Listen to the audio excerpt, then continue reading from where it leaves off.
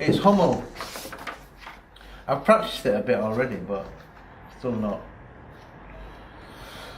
right yet. I have to. I think the thing is to. I think eventually I'm going to have to just practice the bits that I can't play, which I've ringed. But I didn't play that very well at all.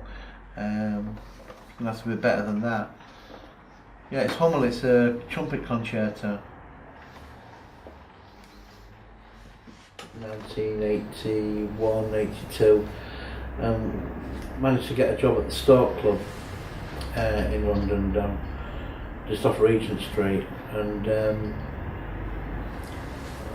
we were there for 6 months with Andy Shillito on bass and Gary Burroughs on drums, and then we got a chance to go to America with Simon Townsend, Pete's brother.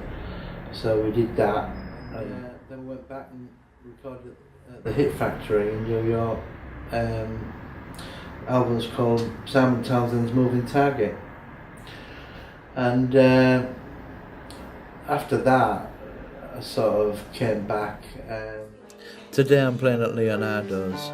It's like a cafe bar that I do every Sunday afternoon, playing cocktail piano. Quite an easy gig really, just play laid back sort of background music, and get a chance to play a little bit of jazz, also play a few songs from the shows, stuff like that. I've been doing it now for a few months. I used to work for Paul Gregory, who was the owner. I used to work for him in the Princess Quay shopping centre a few years ago, and I've worked for him also at the whole golf club at Caercalla. Sometimes I know that when you're playing cocktail piano, you feel that people aren't really listening to you, but that doesn't bother me at all. I mean, it's a job and I get on with it, and I'm getting paid for it, and I can play basically what I like within reason, as long as it's not too intrusive. And my job is to basically set an atmosphere.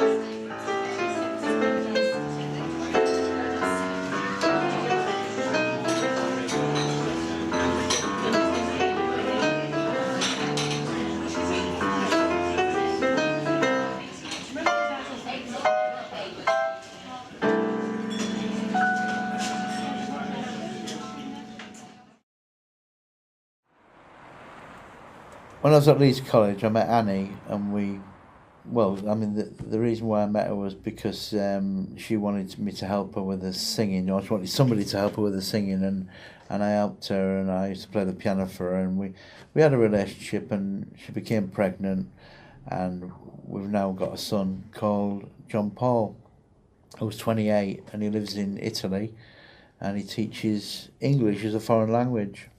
I didn't actually live with Annie at any point, and we obviously never got married.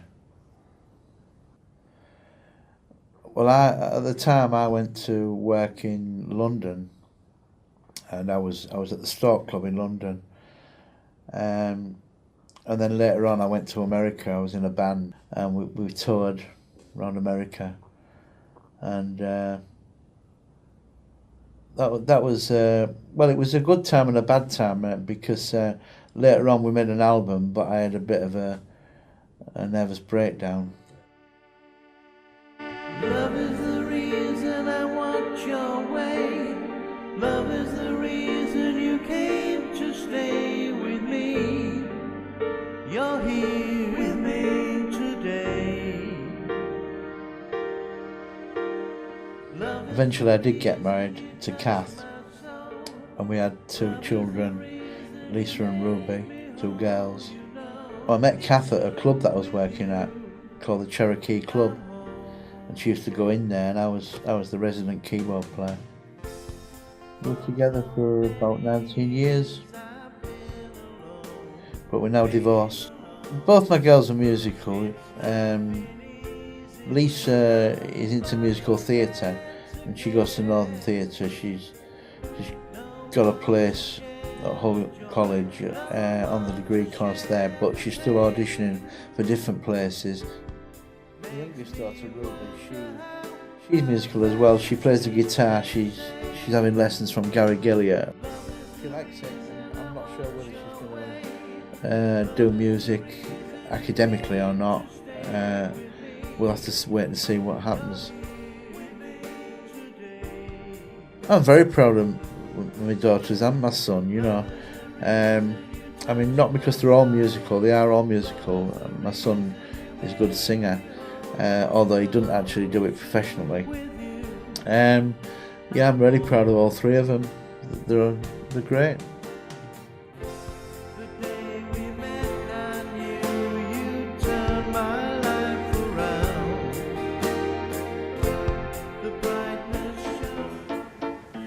I've written some music in the past. I wrote a musical called Amateurs, which is basically a Mickey take out of the Amateur Operatic Society.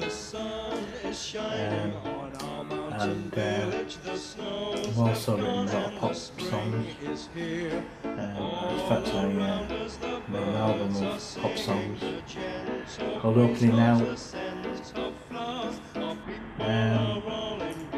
I recorded those with, Graham Stamp wrote the songs with me, who is an old friend from the days of school, and in fact he was in the first band that I was in, called the CDGs. I've worked with different people recording them. I worked with Gary Miller, who's now a big record producer, I believe. He lives in Malibu. And worked with Gary Burroughs, who sadly passed away, and Phil Tebbs, Andy Shillito, lots of different people really played on the recordings.